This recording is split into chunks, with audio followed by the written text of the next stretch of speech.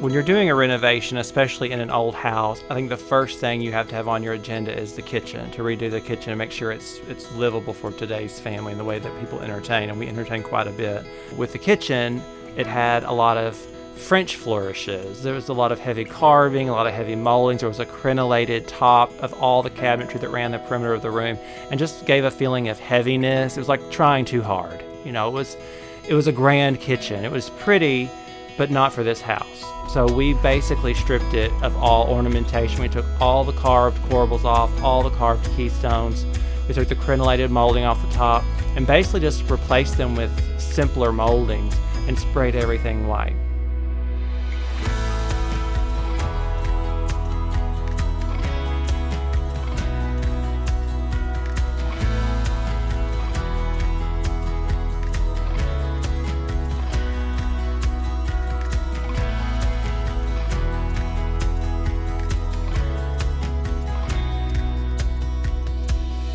The other big story with the kitchen was that it was isolated from the rest of the house. And at first, my wife said, absolutely no way, we're not buying this house. There was a rear staircase that ran from the back door up to the bedrooms, and it separated the kitchen and the den. And I was actually working on another project, and we added a staircase. And I thought, well, if it's that easy to add a staircase, how hard would it be to remove one? So that was the first thing that we decided to do.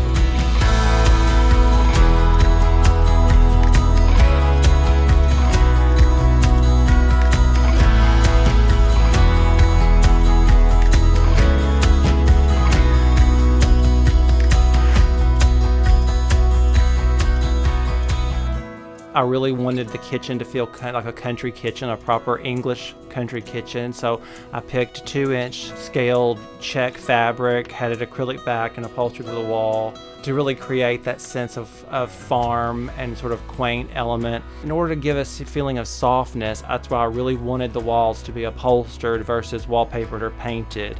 I wanted heavier window treatments. I did panels all the way to the countertop. It does create that sense of charm, that sense of warmth that people want in their kitchens. People entertain their kitchens now. So it's really, if you think about decorating a kitchen, it's really like decorating a living room, because you're going to be living in it, entertaining in it, welcoming guests. So even though it has to be functional, it has to be fit for entertaining.